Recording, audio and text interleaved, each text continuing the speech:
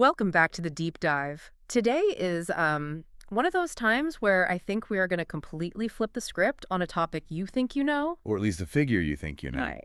Yeah. You're doing something a little bit different today. And honestly, I think this might be one of the most fascinating comparisons we have ever tackled on this show. It is certainly one of the most unexpected pairings we've ever put together. I mean, really unexpected. Definitely. Because usually when we talk about addiction or dopamine or neuroscience, we are looking at studies from maybe the last 10 or 20 years. Yeah, we're looking at Silicon Valley. Exactly. Silicon Valley or smartphones or the modern opioid crisis. But today we are taking a stack of sources that are, well, let's just say they are dusty. We are going back to the year 397 AD. We are going way back for this one. We are. We're looking at a figure usually associated with heavy theology books and ancient history, Yeah. stained glass windows, St. Augustine of Hippo.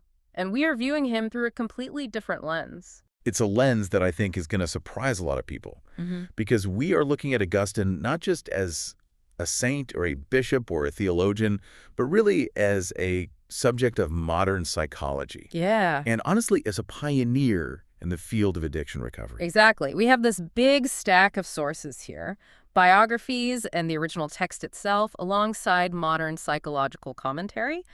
And they all argue that his famous autobiography, The Confessions, which was written way back in the 4th century, Right. that it essentially serves as history's first detailed clinical case study of addiction. It really does.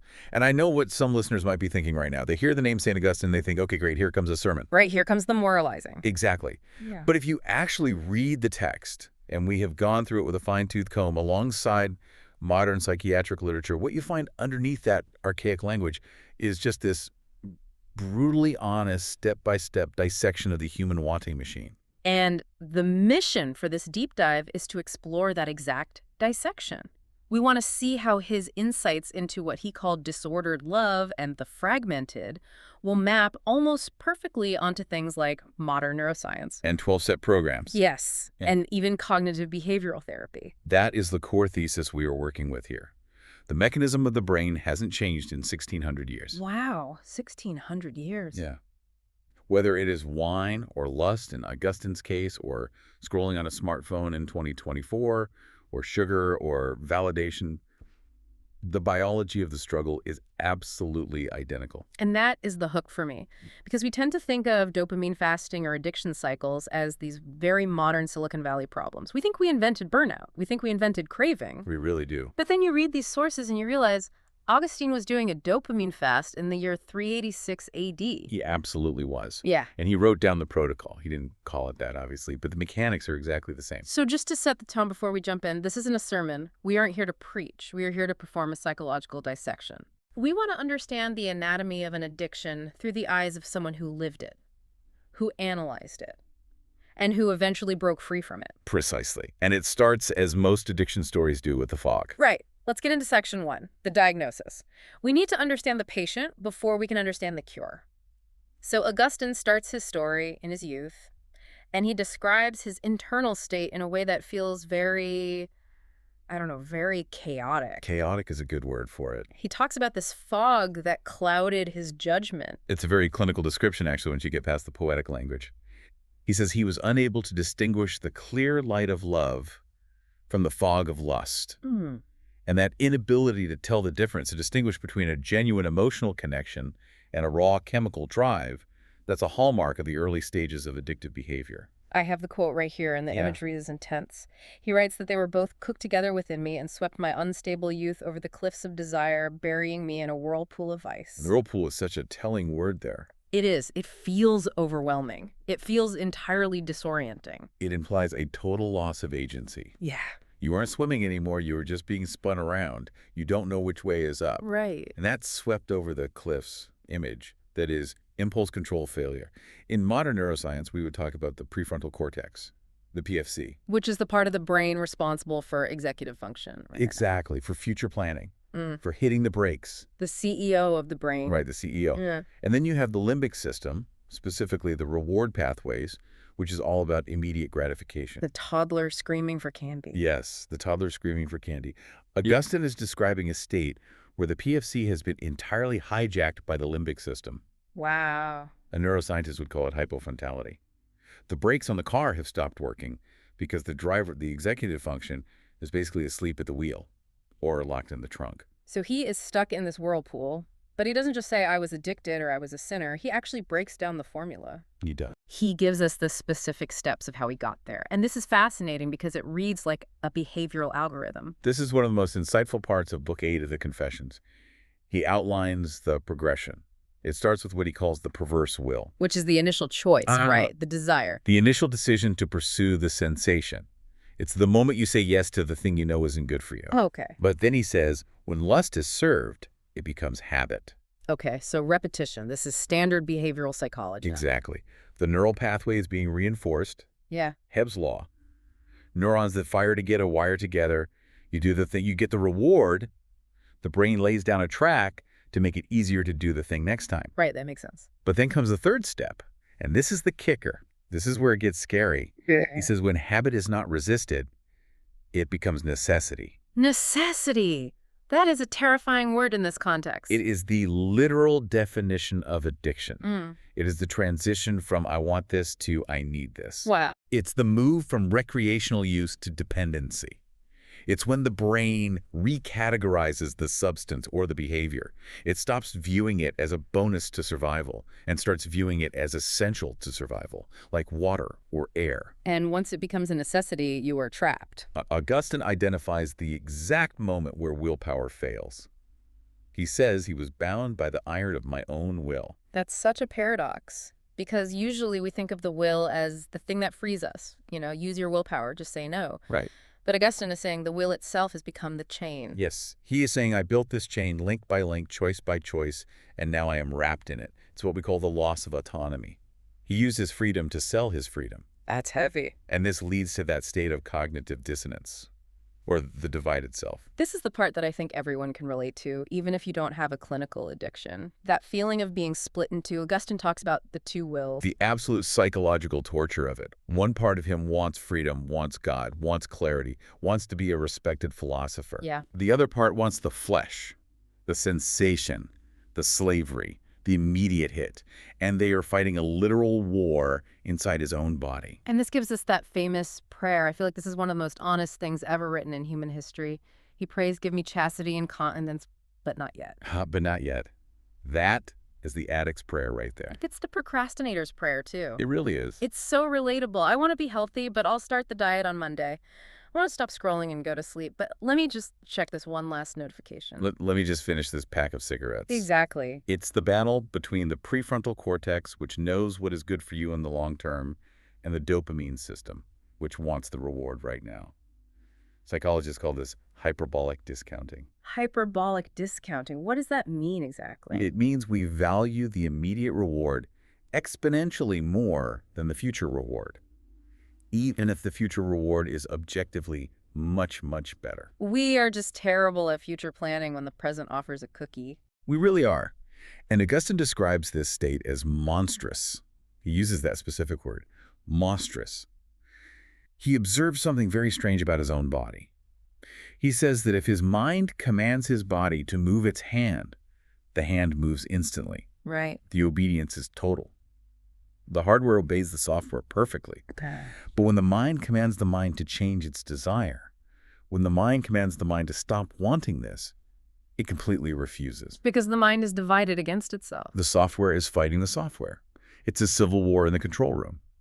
And this actually segues perfectly into the underlying mechanism of why this happens. Why is the mind so easily hijacked? Why do we have this bug in the system? Which brings us to section 2, the underlying mechanism, the restless heart. Yes, inquietum cor. We have to talk about the opening line of the whole book. It's arguably the most famous sentence Augustine ever wrote. You have made us for yourself, and our heart is restless until it rests in you. Right. Now, I've heard that in church. I've seen it on coffee mugs. But our sources are asking us to look at that through a neurobiological lens. Right. Usually that is read as a purely spiritual statement. And for Augustine, it certainly was. But if you strip it down to the mechanics of the brain, it is also a profound statement about dopamine. How so? Connect restlessness to dopamine for us. Well, we used to think dopamine was the pleasure molecule, that it was about liking things. Yeah. When you eat the chocolate, the dopamine is the yumminess. Right. That's the common understanding for sure. But modern research from people like Dr. Kent Berridge or Dr. Anna Lemke has shown that's not quite right. Dopamine is actually about seeking. It's about wanting. It's the molecule of anticipation. So it's the engine of go get it, Mhm. not the feeling of I enjoy it. Exactly. Dopamine creates a gap. It creates a sense of tension, a sense of something is missing. It makes you restless. Restless, there's that word again. Exactly. It pushes you to close the gap, to get Mm. the drink, to get the likes, to get the purchase. It whispers, if you just get that thing, you will finally be happy. It promises satisfaction. And it promises satisfaction. But here is the trick.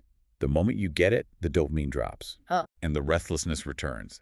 Because dopamine is designed to keep you hunting, not to let you rest. So you are just stuck in a loop. A dopamine loop of infinite wanting. Augustine's insight was that humans have an infinite capacity for longing. We are built to seek.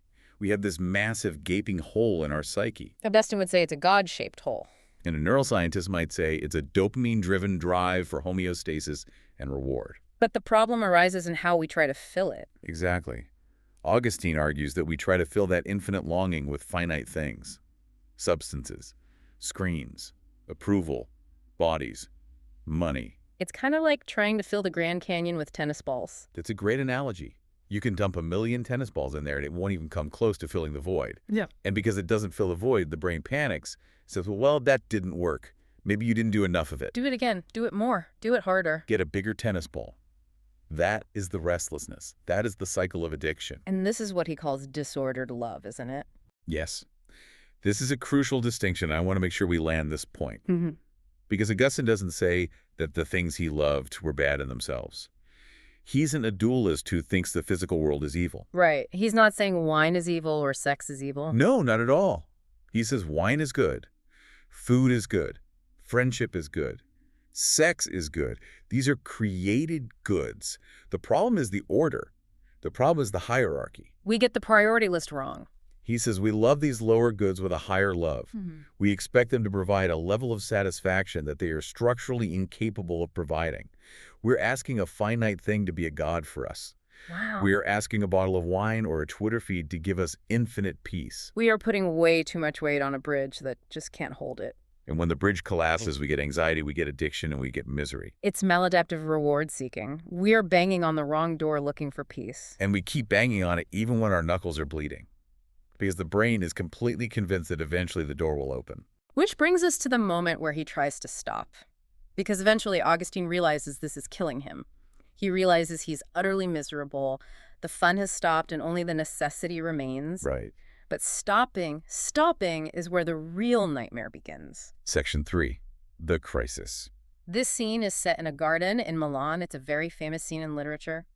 Augustine is on the brink of quitting his old life. He's with his friend Alypius. He's pacing back and forth. He's terrified.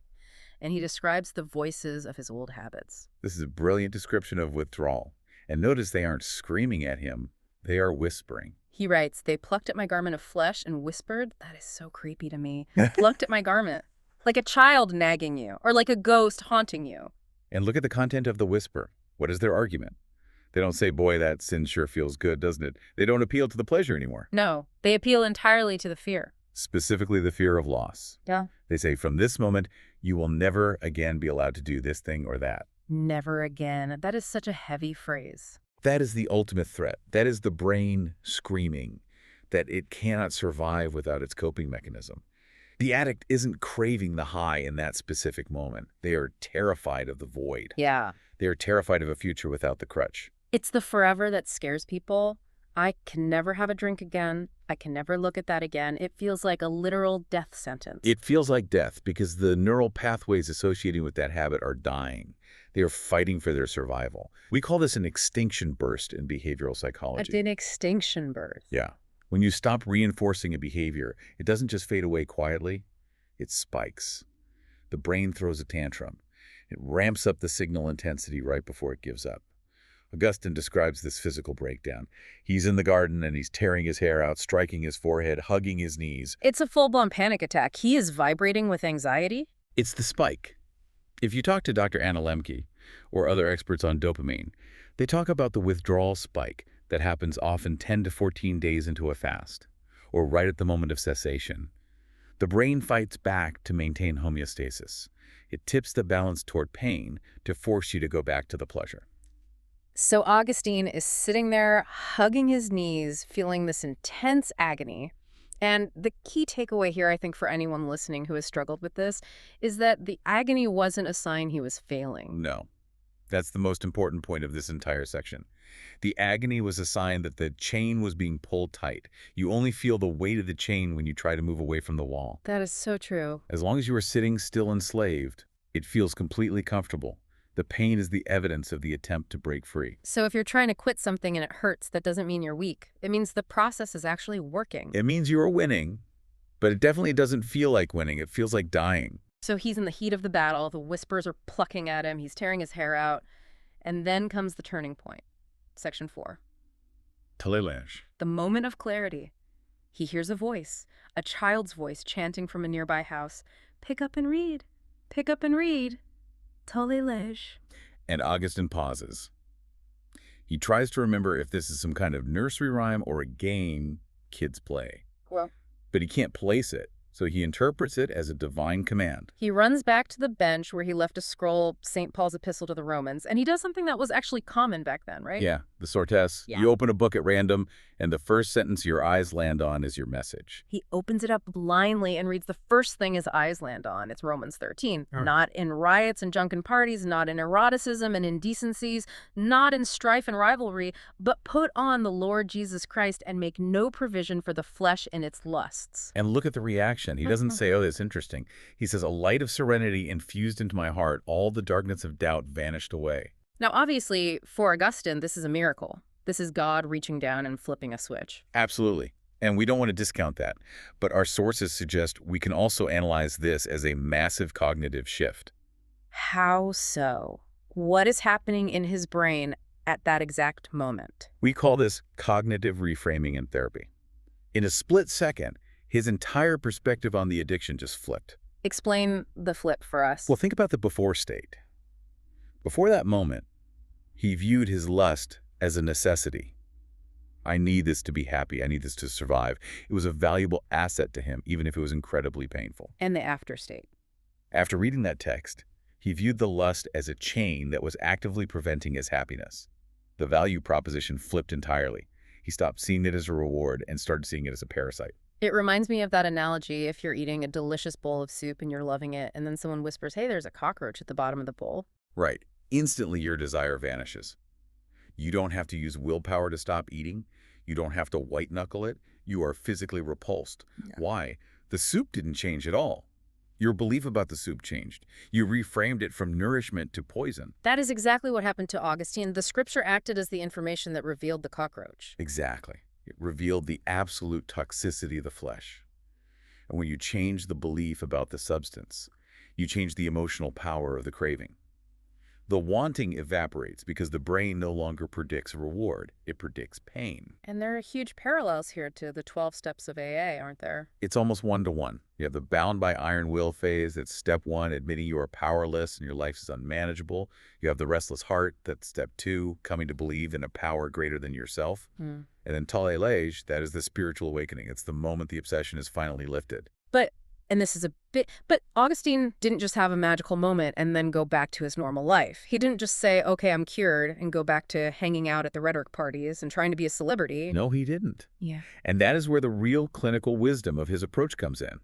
If the story ended in the garden, it would be a nice fairy tale. But it didn't. He realized that a moment of clarity is not a lifetime of recovery. He had to build a protocol. Let's unpack that protocol, because this is the practical stuff. Yeah. Section 5, the remedy. Part 1 is what he calls the law of greater affection. This is the displacement principle. Augustine realized a fundamental truth about human psychology. You cannot simply delete a desire.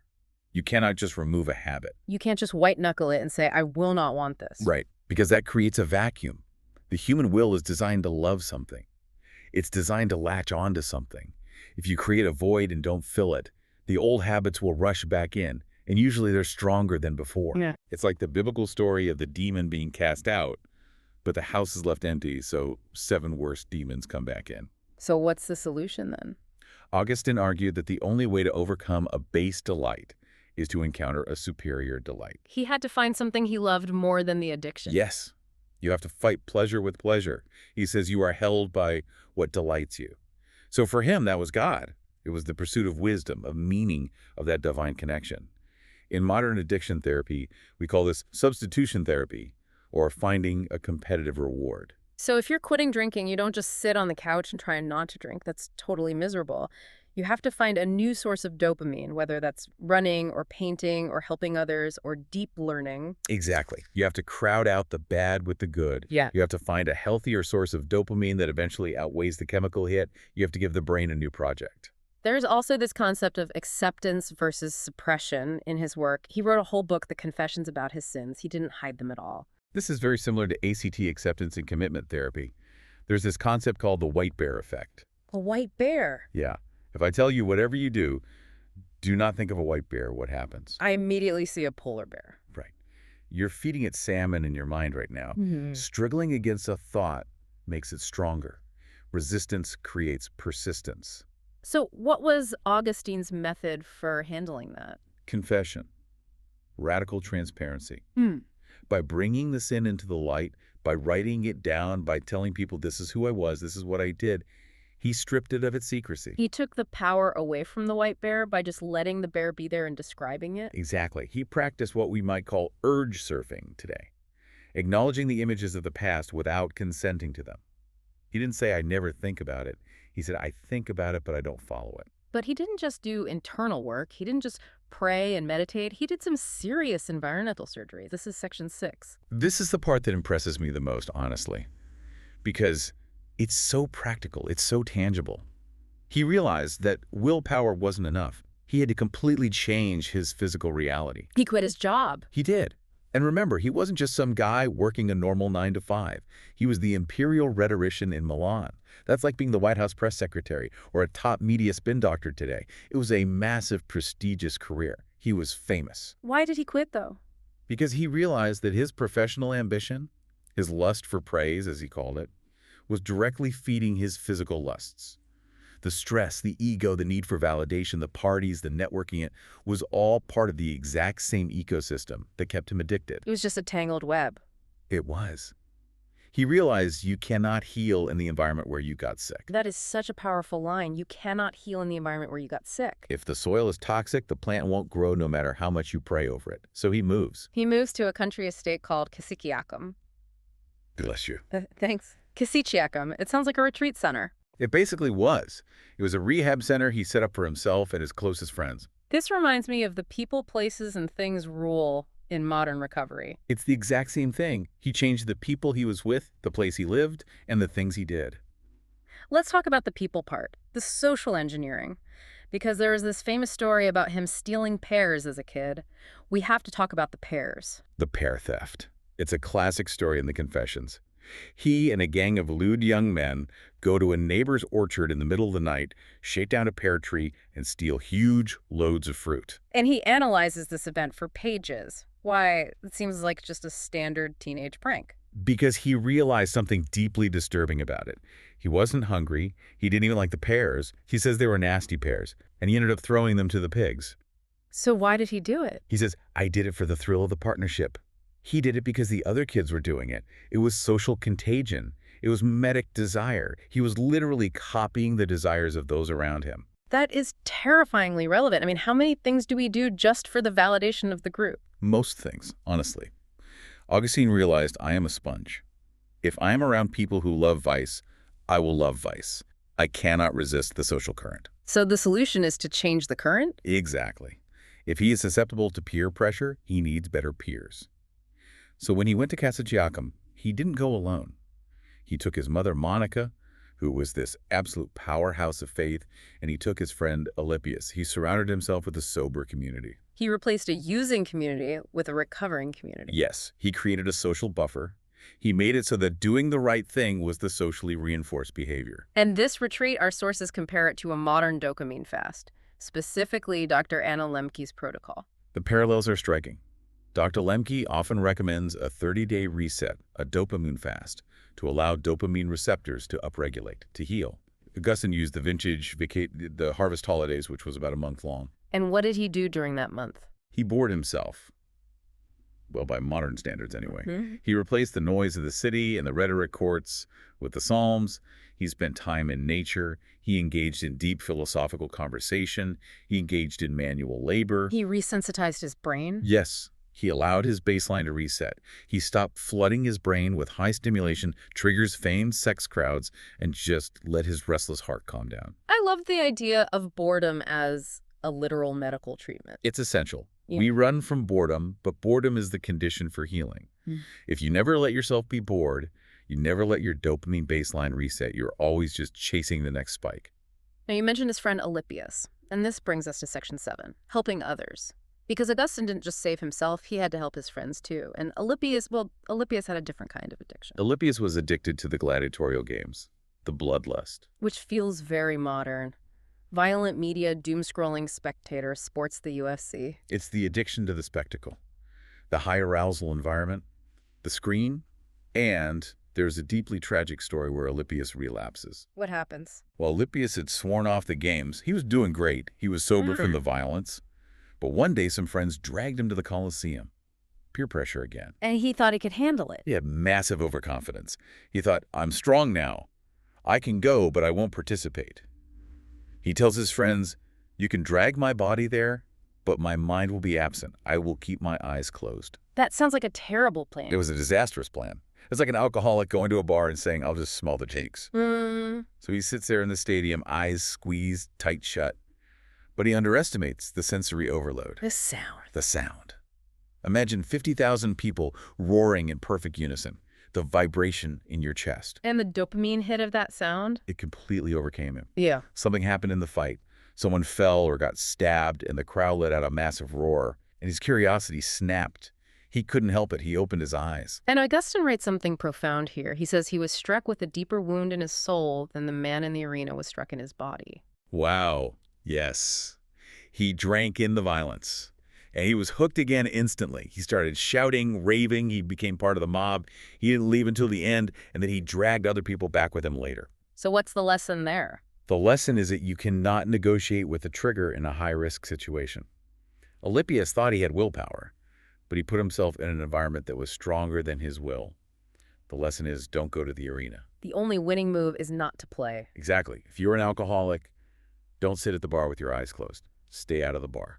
And how did Augustine handle this? How did he help people like Alypius who fell off the wagon? He used a technique called benevolent severity. Benevolent severity. That sounds like tough love. It is, but with a deep philosophical grounding. Augustine believed that love, and do what thou wilt, was the ultimate rule. But sometimes love means causing temporary pain to save someone from ruin. Like an intervention. Exactly. He wouldn't just say, it's okay, try harder next time. He would hold up a mirror. He would show them the massive gap between their values and their behavior. He would shock them with the truth. But he did it from a place of shared experience. That's the key. Radical empathy. He didn't lecture from a pedestal. He started by sharing his own foulness. He said, look at me. Look at what I was. I am no better than you. I was in the mud too. That really lowers the shame barrier. Completely. If I see that you have walked through the same mud, I'm willing to let you help me clean it off. If you're standing on the sidewalk in a pristine white suit yelling at me, I'm just going to hide. Augustine was the ultimate sponsor. He led with his own brokenness. So we have the diagnosis, the crisis, the remedy, the intervention. But what about the long term? Section 8, maintenance. Because happily ever after is usually where the movie ends, but addiction doesn't end there. No, it doesn't. And Augustine was remarkably honest about this, even in his old age. He creates what I call the myth of the cure. He admitted he wasn't fully cured. He admitted that he still struggled, even after he became a bishop, even after he was a saint. He talks about images in his dreams. Dreams. Yeah. He says, when I'm awake, they have less power. But in sleep, they often result in the appearance of consent. That is so vulnerable. Just admitting I still dream about my old life. It validates the experience of so many people in recovery. The brain has a memory. You can't erase the files. You can only overwrite them. But sometimes when your guard is down, like in sleep, the old files play. So what was his strategy for this? Did he beat himself up? No. His strategy was mindfulness and transparency. He didn't pretend the images weren't there. He didn't say, oh, I'm a bad person because I had a dream. He analyzed them. He brought them to God. Mm. He practiced detachment. He observed the thought without acting on it. And he practiced the hierarchy of desires. This was his daily maintenance, reordering his love, treating cravings as misdirected hunger. Every day pivoting from the trigger toward the why. Values-based living. I could pursue this small pleasure, but I love this greater good more. It's an active daily muscle flex. It's not a one-time decision. It's a lifestyle. That brings us to the end of our journey through the Confessions. It is truly incredible how a 4th century text can read like a manual for 2026. It really is. It shows that the human condition hasn't changed. Our toys have changed. Our substances have changed. But the heart is exactly the same. The wiring is the same. So let's summarize the Augustinian protocol for our listeners. If you want to apply this ancient wisdom to your modern life, what are the actionable steps? I think we can boil it down to 3 main pillars. Okay, pillar 1. Change the scenery. You cannot rely on willpower alone. You have to restructure your environment. If the phone is the problem, move the phone. If the bar is the problem, change your route home. Don't test yourself. Protect yourself. Pillar 2. Expect the agony. That's the hard one. Yes. When you pull on the chain, it will hurt. The withdrawal spike, the fear of loss, the whispers is not a sign that you are failing. It is a sign that you are healing. You have to sit in the garden and let it pass. You have to endure the extinction burst. And pillar 3. Find a higher delight. You cannot just empty the house, you have to fill it. You have to find a purpose, a connection, a meaning that is more beautiful to you than the addiction is pleasurable. You have to displace the base delight with a superior delight. It's powerful stuff. And it matters now more than ever. We live in the age of infinite dopamine. We do. We have access to more stimulation in 24 hours than Augustine had in a lifetime. If his heart was restless, then imagine how restless our hearts are now. We are hyper-stimulated, over-dopamined, and deeply unsatisfied. Augustine's diagnosis that we are trying to fill an infinite void with finite things feels like the most accurate caption for the 21st century. It is the defining struggle of our time. The heart is a muscle of desire. If you don't exercise it on something healthy, it will atrophy toward the easy stuff. I want to leave our listeners with a provocative thought to chew on. We talked about disordered love and finite things. Right. So here's the question from you. What is the finite thing in your life right now that you're asking to provide you with infinite satisfaction? What is the thing you are going to evolve for relief, for peace, for worth that simply cannot bear that weight? And the follow-up. What would happen if you simply stopped serving it? What would happen if you did a garden detox just for 30 days? Who would you be on the other side of that withdrawal spike? Something to really think about. Maybe your Telalage moment is waiting for you. Pick it up and read. Thanks for diving deep with us today. We'll see you next time.